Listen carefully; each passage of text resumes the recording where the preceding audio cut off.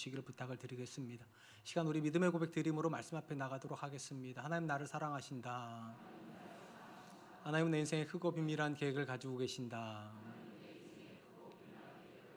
하나님은 오늘도 나와 동행하셔서 그 계획을 이루어 주신다. 아멘. 그렇게 될 줄 믿습니다. 아멘.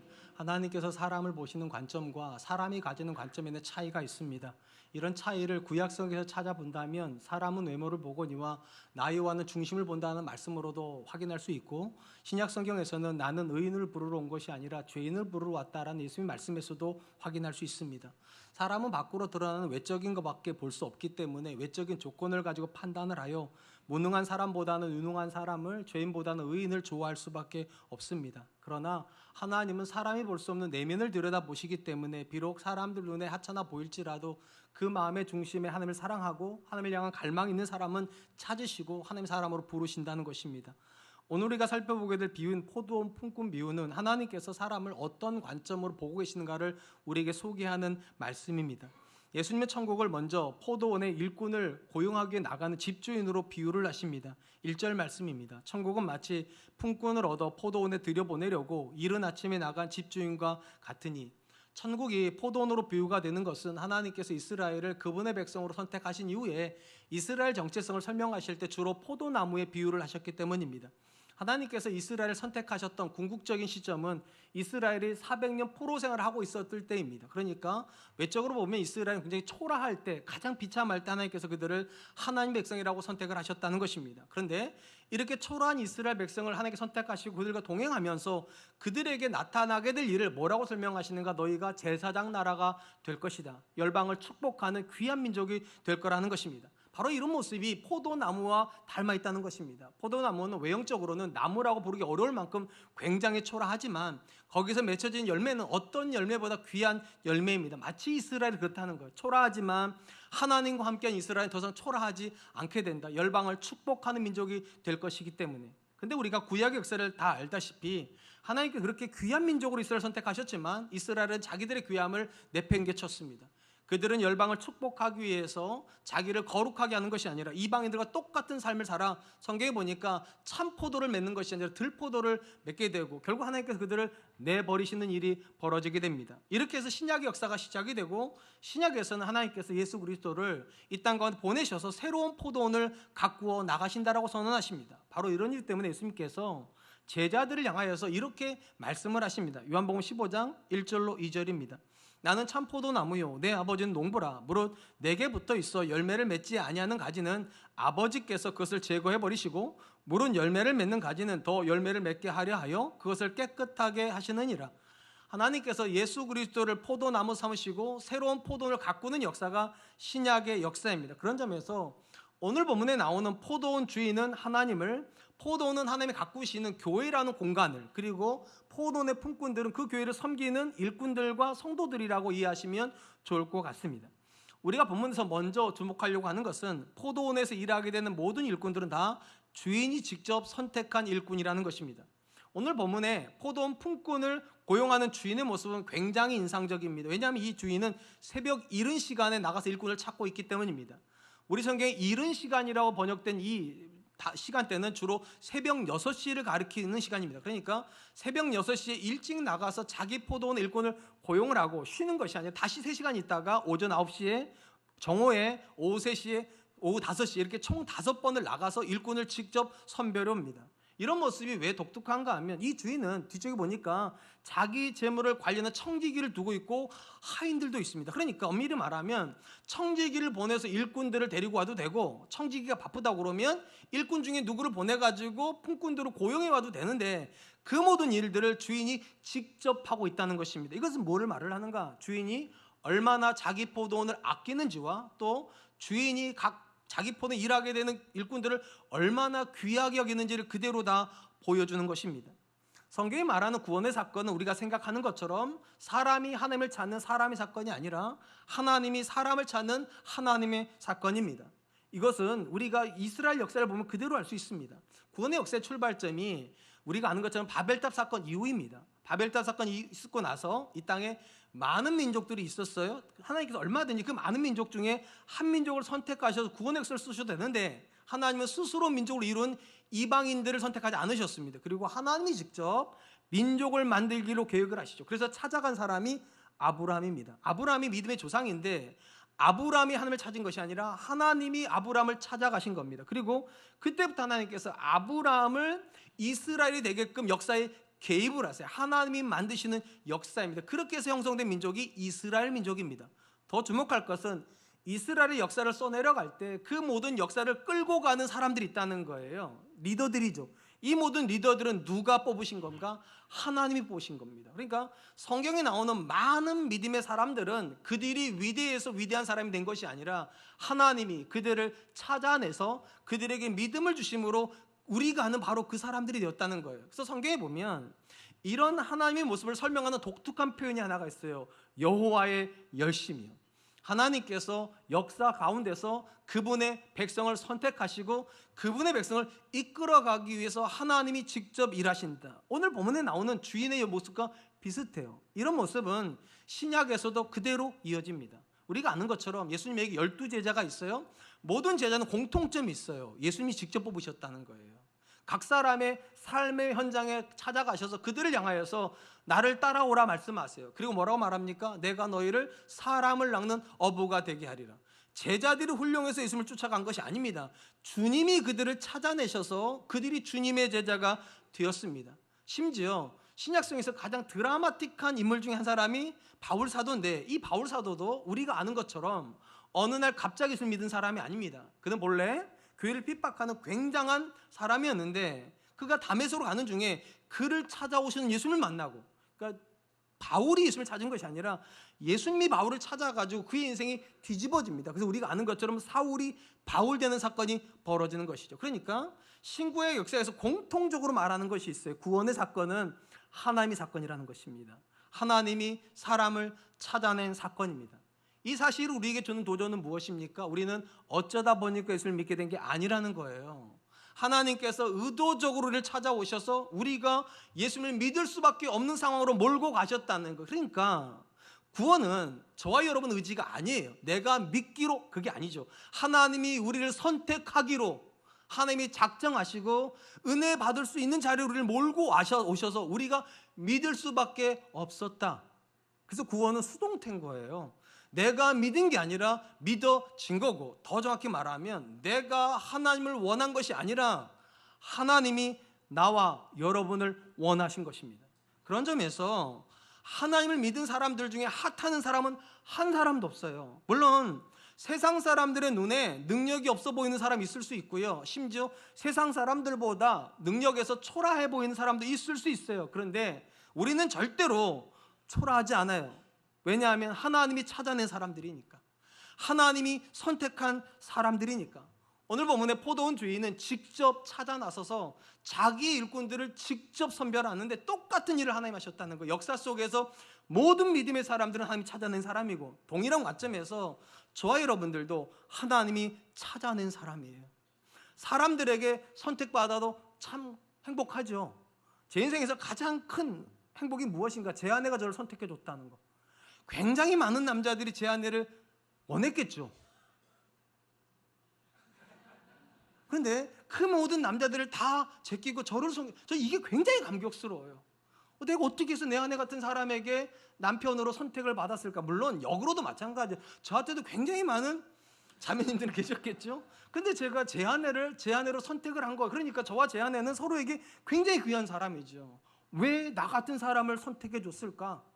심지어 여러분들이 저를 담임 목사로 선택해 준 것도 굉장한 은혜예요. 도대체 뭐를 보고 선택했을까? 근데 이 땅에 모든 민족을 다 아시는 하나님, 이 땅에 70억의 인구 중에 하나님 모르는 사람이 없잖아요. 근데 그 중에서 찾고 찾은 사람이 나라면 이런 생각을 해봐야 되죠. 내가 도대체 뭔데?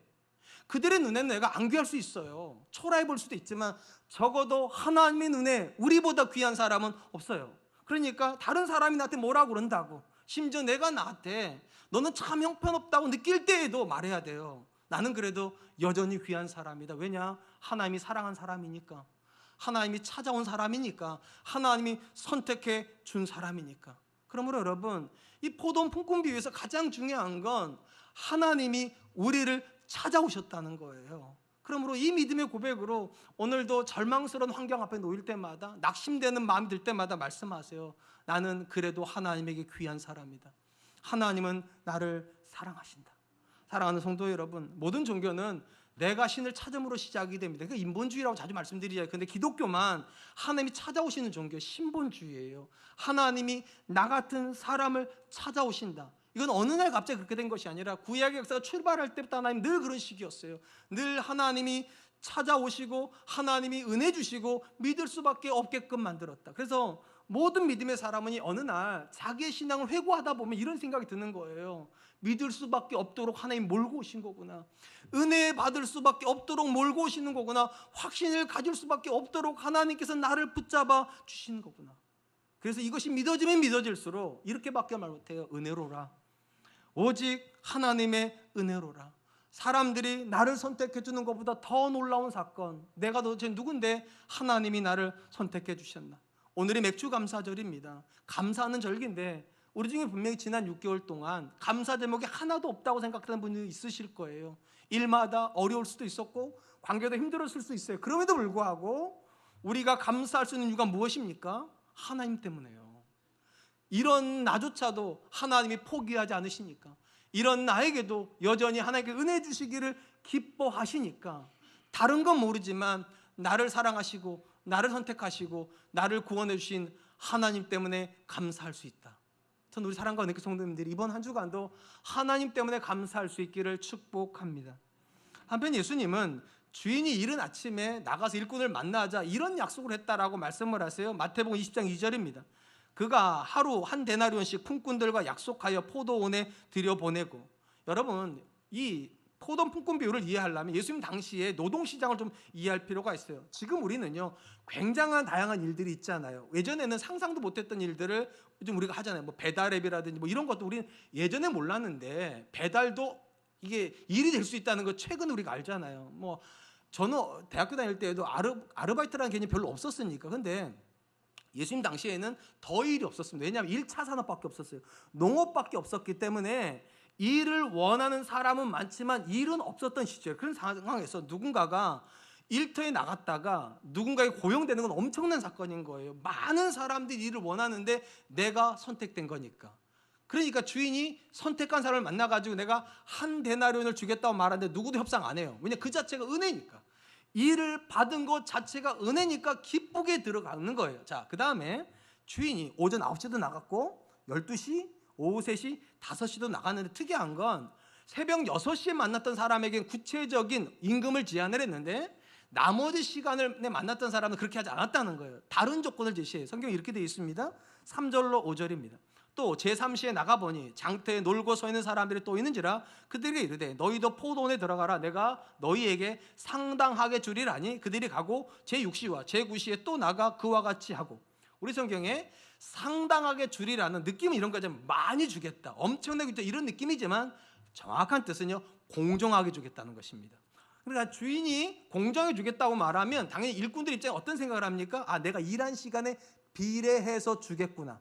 3시간 일하면 3시간 합당하게, 6시간 이렇게 생각을 하고 일터에 들어갔다는 거예요. 근데 오늘 보면 우리가 두 번째로 주목할 것은 주인이 생각하는 공정과 품꾼들이 생각하는 공정이 다르다는 것. 또 노골적으로 말하면 천국의 공정과 세상의 공정은 다르다는 것입니다. 자, 일이 6시에 마감이 됐습니다. 이렇게 해가지고 주인이 청지기한테 명령을 하죠. 가장 늦게 온 사람부터 품꾼을 주라, 일삭을 주라. 그래서 1시간 일한 사람이 들어왔어요. 얼마를 받는가? 한 데나리온을 받습니다. 자, 여러분 생각에는 1시간이 한 데나리온이면 3시간은 얼마죠? 좋은 말 할 때 대답하세요. 자, 1시간이 한 데나리온이면 3시간은 3데나리온, 6시간이면 6대. 이게 우리가 생각한 공정인 거예요. 시간에 비례해서 주는 거. 당연히 그럴 줄 알았는데 어떻게 합니까? 주인은 모든 사람에게 똑같이 한 데나리온을 줍니다. 그러자 누가 가장 많이 화를 냅니까? 이른 시간에 들어온 사람. 새벽 6시에 들어와서 하루 종일 일한 사람이 화를 냅니다. 어떻게 우리를 저들과 똑같이 대우합니까? 근데 주인이 뭐라고 말합니까? 내가 너한테 한 데나리온의 약속을 하지 않았냐고.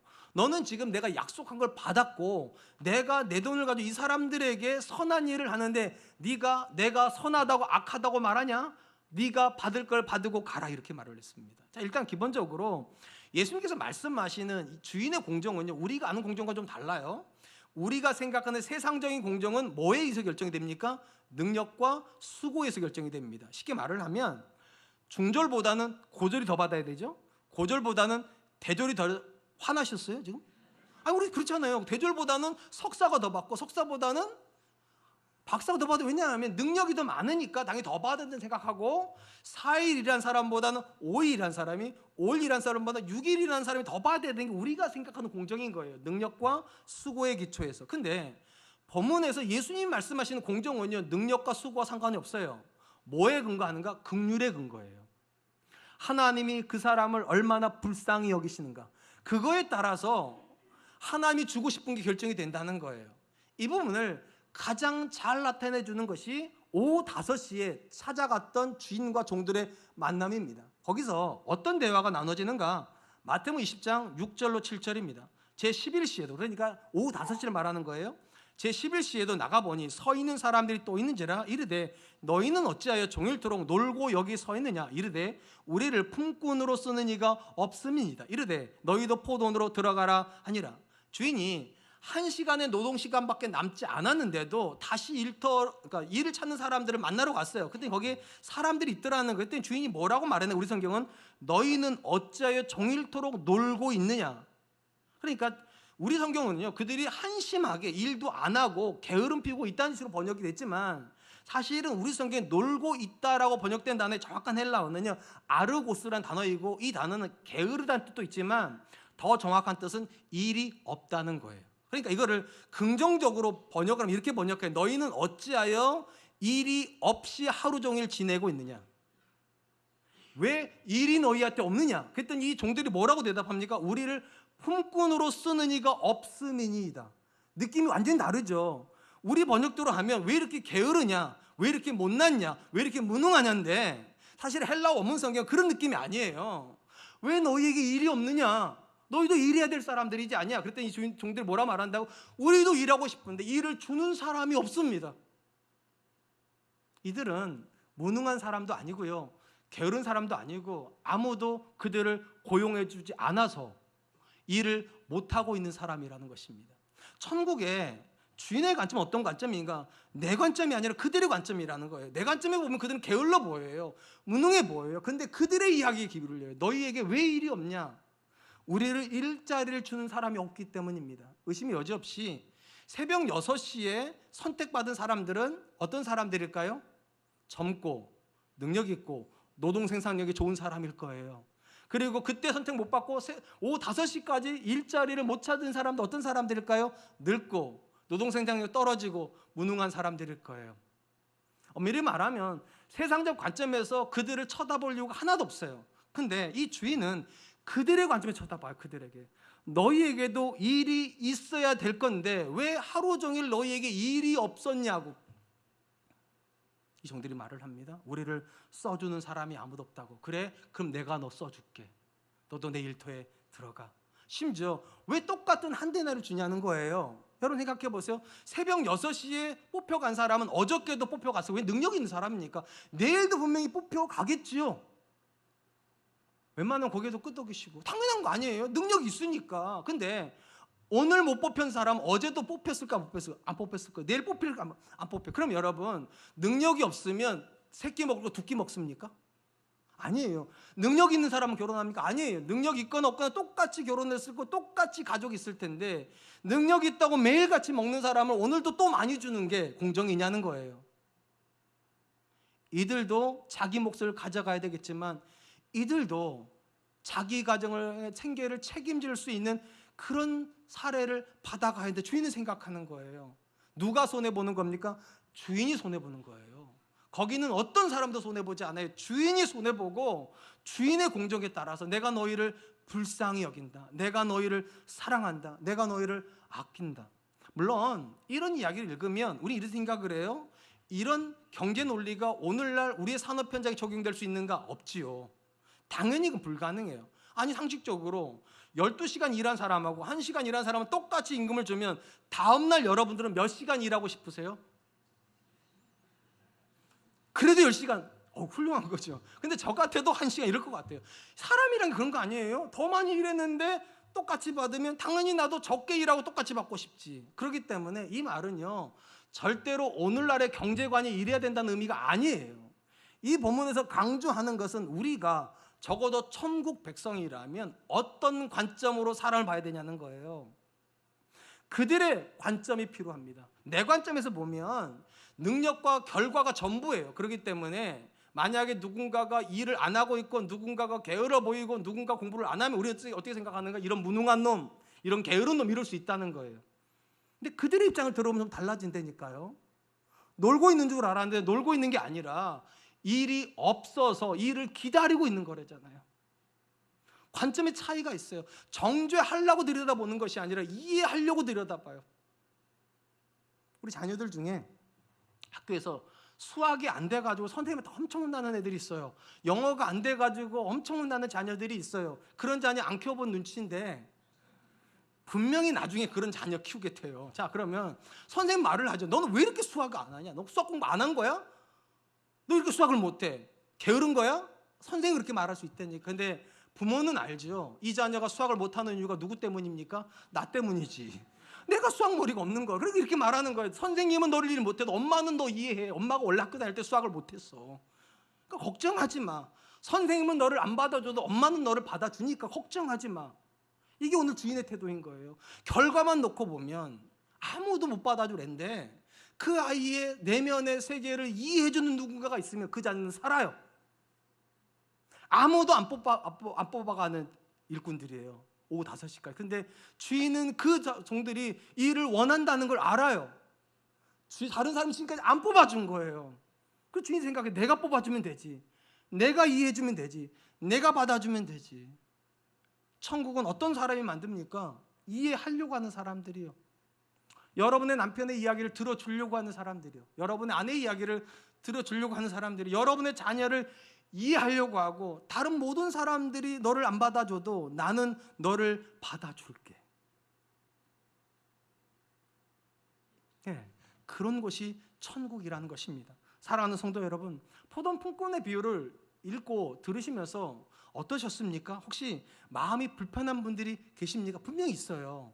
아니, 주인 이러면 안 되지. 어떻게 12시간 일한 사람이랑 1시간 일하면 똑같이 하나? 불편한 사람들은 주로 어느 사람들인가? 자기가 새벽 6시 들어갔다고 생각하는 사람들이에요. 유능한 사람들이에요. 유능한 사람 특징이 무엇입니까? 자기가 최선을 다해서 무언가를 열심히 하고 있는 사람들. 그러다 보니까 이 사람들은 늘 뭐에 관심이 많은가? 내가 수고한 것에 합당한 대우를 받아야 된다. 내가 이만큼 수고했으니까 당연히 내 주인은 나한테 이만큼 줘야지. 그게 당연한 거지. 그리고 여기서 한 발짝 더 나아가 자기처럼 일 안 하는 사람을 향해서 정죄하기 시작해요. 저런 무능한 사람들, 저런 게으른 사람들이 정말 못돼 먹었다고. 어떻게 저렇게 열심히 안 사냐고. 이렇게 태도를 보여요. 그러니까 그런 사람들이 보면 이 본문의 주인은 이해를 안 되는 거예요. 근데 저는 이 본문을 읽을 때마다 은혜를 받습니다. 왜 은혜를 받는가? 저는 아무리 생각해봐도 제가 오후 5시에 들어간 사람인 것 같아요. 저는 학교 다닐 때 공부를 엄청 잘하지 못했어요. 여기서 중요한 거 엄청이란 말이에요. 괜찮게 했어요. 근데 엄청 잘하진 않았어요. 또 저는 그렇게 외모가 막 좋거나 그렇지도 않았기 때문에 인기도 그렇게 많지도 않았어요. 그럼 뭔가를 탁월하게 잘하지도 않고 못하는 것도 없지만 잘하는 것도 없는 그런 애매한 인생이기 때문에 제 스스로도 저를 향해서 제가 긍정해 본 적이 별로 없어요. 아무리 봐도 제가 누군가의 선택 못 받는 거 당연한 거고 나조차도 내가 뭔가를 잘할 수 있다 할 생각을 안 했는데 어느 날 하나님께서 나 같은 사람에게도 기회를 주시더라니까요. 제 아내가 저를 선택하더라고요. 깜짝 놀랐어요. 저는요. 우리 사랑과 교회가 저를 담임 목사로 선택하고 이거 기적인 거죠. 아니 나 같은 사람이 어떻게 이럴 수가 있을까? 어떻게 이럴 수가 있을까? 하나님이 긍휼히 여기신 거죠. 너도 일하고 싶은데 아무도 너를 지금까지 알아주지 않았다면 내가 너 알아줄게. 내가 너한테 기회 줄게. 내가 너한테 가정 줄게. 내가 너한테 사역 줄게. 그래서 제가 여기까지 온 거예요. 그래서 제가 깨달은 게 있어요. 은혜에 대한 감격은요, 은혜의 크기가 결정하는 게 아니라는 거예요. 은혜의 크기가 은혜에 대한 감격을 결정하지 않아요. 무슨 말인가 하면 똑같은 은혜를 받아도 어떤 사람은 새벽 6시의 시각으로 받는 사람도 있어요. 그러니까 나는 대단한 사람인데 그만큼 은혜가 오니까 당연하게 여겨요. 근데 어떤 사람은 오후 5시의 관점으로 바라봐요. 나는 이런 은혜 받을 자격이 없는데, 나는 이런 남편, 이런 아내, 이런 자녀, 이런 교회 만날 자격도 없는데 하나님께 도대체 왜 나 같은 사람한테 이런 은혜를 주시나? 그럼 이 사람은요, 자기 안에 감격이 있기 때문에 다른 사람은 쉽게 판단 못해요. 나같이 형편없는 사람도 여기까지 왔는데 그 사람이라고 왜 여기까지 못 오겠어요? 아직까지 내가 받은 기회를 그 사람이 못 받은 거지. 여러분의 자녀를 향해서도 여러분들이 그렇게 얼마든지 생각할 수 있어요. 내가 너무 잘났다고 생각하면 여러분의 자녀는 못 살아요. 근데 나 같은 부족한 사람도 살았다는 믿음의 고백이 있으면 우리 자녀들 살아요. 왜냐, 이렇게 말할 거니까. 아직까지 너를 알아주는 사람을 못 만난 것뿐이야. 근데 하나님은 너를 알아주셔. 엄마 아빠에게도 그 은혜 주셔서 여기까지 왔으니까 하나님이 너한테도 그 은혜 주실 거야. 정죄하지 않아요. 받아줘요. 여러분, 우리 가정 안에 이런 사람 한 사람만 있으면 가정은 살죠. 아내가 받아주면 남편이 살고, 남편이 받아주면 아내가 살고, 부모가 받아주면 자녀가 살죠. 천국은 그런 곳이라는 거예요. 능력과 수고를 기준으로 정죄하는 것이 아니라 내가 네 편이야. 너를 내가 받아줄게. 내가 너를 이해해 줄게. 전 저와 여러분들이 그럴 수 있기를. 그러려면 여러분들이 생각 하나 내려놔야 돼요. 여러분들은 새벽 6시에 들어온 사람들이 아니에요. 새벽 6시에 들어올 만큼 능력 있는 사람 교회 안 다녀요. 지금 돈번이라고 바깥에서 열심히 꽃갱이질하고 있는 사람들이에요. 여러분들은 하나님의 은혜가 없으면 못 살아 저기 와 있는 사람들이에요. 그러니까 제발 잘난 척하지 마세요. 제발 배우자한테 목에 핏대 세우지 마세요. 그냥 이렇게 말하세요. 내가 너 편이야. 내가 못났는데 당신도 얼마든 실수할 수 있어. 아빠도 부족한데 너도 부족할 수 있어. 전 저와 여러분들이 그럴 수 있기를 축복합니다. 마지막으로 예수님은 포도원 품꾼 비유를 이렇게 마감하십니다. 16절, 이와 같이 나중된 자로서 먼저 되고 먼저 된 자로서 나중되리라. 여러분, 이 비유를 읽다 보면 이 주인이 조금 지혜가 부족한 듯이 느껴져요. 무슨 말인가 하면 임무 주는 방식을 조금만 바꿨으면 굉장히 다른 얘기가 되죠. 만약 저 같으면 이렇게 했을 것 같아. 다 바깥에 나가 있다 그러고 제일 먼저 6시 온, 새벽 6시부터 들어오라고 한 대날 줘. 그러면 아이고 감사합니다. 갈 거 아니에요. 가 보내요. 그 다음에 9시 오라고. 9시 줘요. 또 아이고 감사합니다. 갈 거 가 보내고. 12시 와 또 주고 아이고 감사합니다. 보내고. 이렇게 했으면 다 감사함으로 끝날 텐데 이거를 다 일자로 세워놓고 맨 뒤에서부터 불러오니 나머지 사람들이 기대감이 생겨가지고 화를 내는 거잖아요. 뭔 말인지 못 알아들으세요?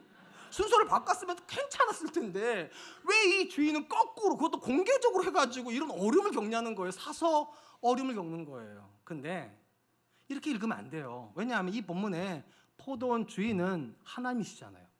그럼 하나님이 내가 하는 생각도 못한다는 게 말이 돼요? 그러니까 이해가 안 되는 일을 하나님이 하신다는 데는 분명 목적이 있다는 거예요. 목적이 있어서 이해가 안 되는 행동을 하나님이 하시는 거예요. 어떤 목적이에요? 보여주고 싶으신 거예요. 주인이 어떤 마음을 가지고 포도원을 경영하고 있는지, 어떤 태도를 가지고 사람을 생각하는지, 능력이나 수고의 기준으로 사람을 보고 있는 것이 아니라 내가 한 사람을 향한 긍휼의 마음으로 너희들을 쳐다보고 있다고. 그리고 너희들도 그런 사람 되라고. 왜냐하면 오늘만 일할 게 아니거든. 내일도 또 내일도 나갈 거거든요. 그럴 때 주인이 기대하는 건 주인의 마음을 가지고 들어와 주기를, 주인과 같이 서로를 이해하려고 하고 긍휼히 여기고 배려를 해야 이곳이 천국이 될 거니까. 여러분, 의심이 여지없이 예수님께서 이 포도원 품꾼 비유에서 가장 경계를 하고 있는 사람은 새벽 6시에 들어온 일꾼들일 거예요. 왜냐하면 이들이 주인과 가장 많은 트러블을 겪고 있으니까. 근데 이 새벽 6시에 일하러 온 사람의 관점도 한번 생각해 볼 필요가 있어요. 앞에 말씀드렸잖아요. 그 당시는 노동 생산성이 굉장히 많지가 않았기 때문에 일자리가 없어서 새벽 6시에 선택을 받아도 이것이 은혜인 이유는 선택 못 받은 사람이 더 많을 것이기 때문에. 그러니까 분명히 새벽 6시에 뽑혀왔을지라도 그들이 심지어 아무리 많은 수고를 하였을지라도 여전히 은혜는 남아있어야 돼요. 주인이 나 같은 사람을 선택해 줬다 이래야 되는데 수고를 많이 하다 보니까 오히려 주인과 불화를 겪어버려요. 왜냐하면 은혜가 사라지고 뭐만 남았으니까, 공로만 남았으니까. 내가 새벽부터 밤늦게까지 시간까지 이렇게 일을 했는데 나를 주인이 이렇게 한다고? 근데 주인이 뭐라 말합니까? 먼저 된 자가 나중된다고. 주인에게 가장 먼저 사랑받았는데 주인에게서 가장 멀어진 사람이 된다고. 어떤 사연은 그런 겁니까? 은혜로 시작한 일을 공로로 끝마쳐버린 사람들이요. 그리고 공로가 지배를 하면은요, 공로의 순서가 나와요. 그럼 갈등이 생겨요. 갈등이. 더 많이 수고한 사람이 더 가져가야 된다 생각할 거니까. 그럼 이제 실질적으로 그러면 예수님께서 새벽 6시에 왔다고 생각하면서 말씀하신 이들은 누굴까 도대체? 비유에는 타깃이 있으니까. 문맥적으로 보면 제자들입니다. 왜 제가 이렇게 말씀드리는가? 이 비유가 있기 바로 직전에 예수님의 제자들이 예수님에게 이렇게 질문을 했기 때문입니다. 마태복음 19장 27절. 이에 베드로가 대답하여 이르되 보소서 우리가 모든 것을 버리고 주를 따라 싸운즉 그런데 우리가 무엇을 얻으리이까? 자, 우리가 주님을 위해서 모든 것을 버렸으니까 주님은 우리한테 뭐를 주시겠습니까? 그리고 나오는 비유가 이 비유라는 거예요. 자, 일단 이 질문에는 배경이 있어요. 우리가 아는 것처럼 어느 날 한 부자 청년이 예수님께 가서 질문을 합니다. 선생님이요, 내가 무엇을 하여야 영생을 얻겠습니까? 그때 예수님이 뭐라고 말씀하시는가? 네가 율법을 알진대 십계명 행해라. 그랬더니 이 청년이 뭐라고? 내가 다 지켰다고. 그때 예수님이 뭐라고 말씀하시는가? 오히려 너에게 한 가지 부족한 것이 있으니 너의 모든 재산을 팔아서 가난한 자에게 주고 너는 나를 쫓아라. 그랬더니 이 부자 청년이 돈이 많음으로 근심하여 돌아갔다고.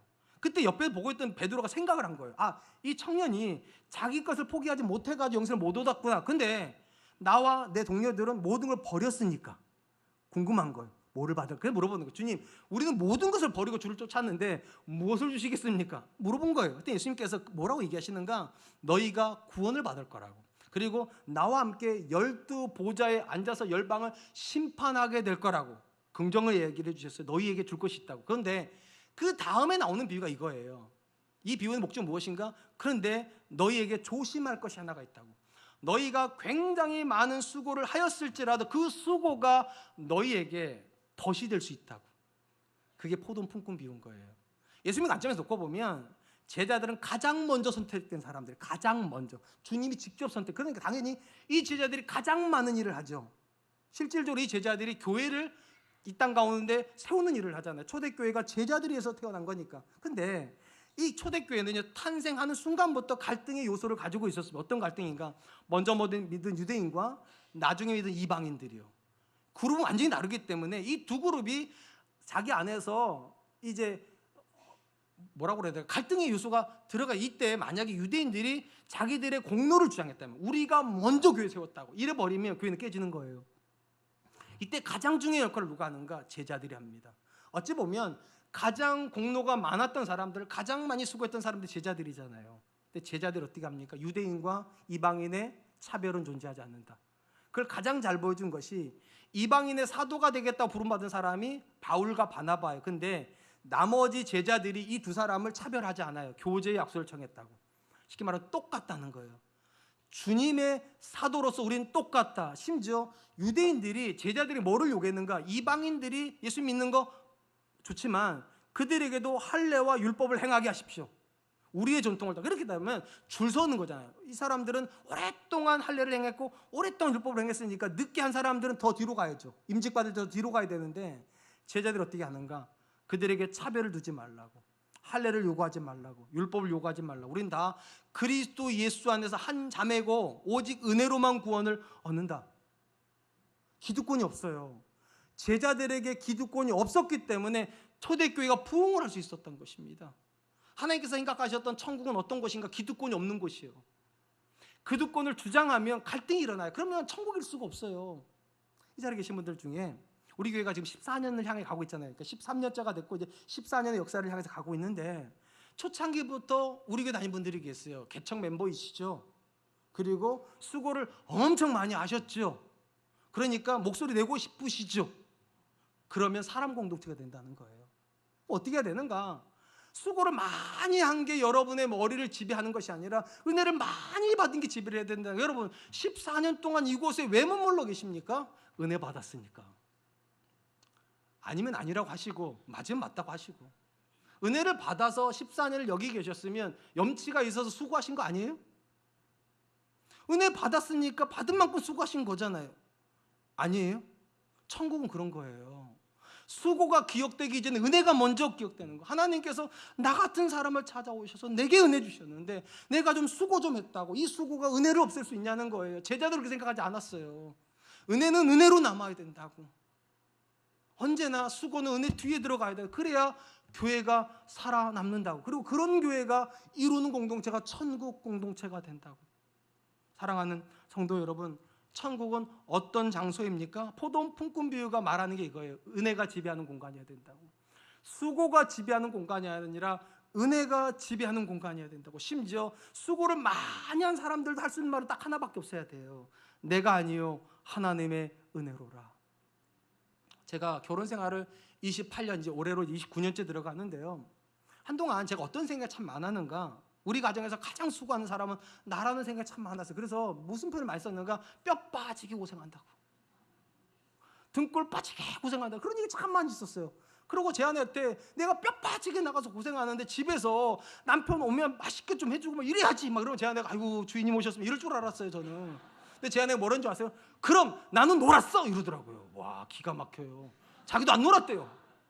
뼈 빠지게 하루도 응댕이를 빵에다 붙이고 편하게 씌워본 적이, 애 둘 키우느라고 힘들어 죽을 뻔했다고. 근데 너는 나가서 커피도 마실 시간 있지 않았냐고, 친구도 마시지만. 맞아요, 다 맞아요. 그러니까 내가 뼈 빠지고 생각했더니 자기도 뼈 빠지고 생각을 했대요. 그래서 제가 제 아내한테는 그 말을 못한 게 이제 애들한테 그러는 거죠. 아빠가 얼마나 고생해서 널 키우냐 그랬더니 애들이 먼저 와서 뭐를 해줬는데요 이러더라고요. 또. 아니 친구들 아빠들 다 해준다는 거야. 그러고 보니까 또 그래요. 그러니까 공로를 주장하면요 내 옆에 다 공로주의자들이에요. 그래서 제가 생각을 바꿔서 어느 날 보니까 정말 맞아. 그래서 제가 이렇게 했어요. 여보, 내가 생각해보니까 내가 수고한 것보다 당신 훨씬 많이 수고했더라. 정말 고마워. 나이 나된 것을 당신도 그랬더니 모른 줄 알았어요. 제가 내가 여보, 그때 나가서 장로님도 눈치 보느라고 집사님 눈치 보느라고 얼마나 고생했어. 당신 잘했어 이러더라고. 그래서 우리 애들한테 그랬죠. 야, 아빠가 보니까 목사 자녀들이라고 다 잘하는 게 아닌데 너희들은 진짜 어려운 상황에서 너무 잘해줘서 너무 고맙다 했더니 모른 줄 아세요? 아빠 같은 아빠가 없어 그래요. 이게 참 아이러니예요. 천국은요 은혜의 지배를 받는 한 사람만 나오면 모든 사람 은혜의 지배를 받아요. 다 당신 때문이야. 다 아빠 때문이야. 다 너희들 때문이야. 고마워. 근데 누군가 한 사람이 공로에 사로잡히면 뭐라는 줄 아세요? 다 공로만 얘기해요. 당신만 일한 줄 알아. 당신만 고생한 줄 알아. 나도 고생했고 나도 고생하고. 천국과 지옥은 따로 있지 않아요. 은혜가 지배하면 천국이에요. 공로가 지배하면 지옥이에요. 여러분의 가정은 뭐가 지배합니까? 우리 교회는 뭐가 지배합니까? 은혜가 지배해야 됩니다. 내가 아니요 하나님의 은혜로라. 이제 말씀을 맺으려고 합니다. 오늘 우리는 포도원 품꾼표를 통해서 세 가지를 살펴봤어요. 첫 번째는 모든 사람은 하나님이 선택한 사람이다. 사람들이 나에 대해서 뭐라고 말해도 상관없어요. 우리는 하나님에게 귀한 사람이니까. 그러니까 하나님의 사랑을 믿는 사람이 가는 것이 천국이라는. 두 번째, 하나님이 생각하시는 공정과 세상의 공정은 달라요. 세상 사람들은 사람을 볼 때 능력과 수고를 기준으로 보지만 하나님 사람은 긍휼로 본다. 그들에게 이유가 있을 거다. 그들이 저렇게 어려운 데는 이유가 있을 거다. 그들의 편이 되어주는 겁니다. 마지막 세 번째, 천국은 은혜가 지배하는 곳입니다. 공로를 가지고 네가 먼저니 내가 먼저 싸우지 않습니다. 당신이 있어서 내가 있었고 모든 것은 하나님의 은혜라고 말하는 사람, 그 사람이 가는 곳이 천국이고 그 사람이 만든 것이 천국일 것입니다. 저와 여러분들이 그럴 수 있기를 주님의 이름으로 축복합니다. 이 시간 제가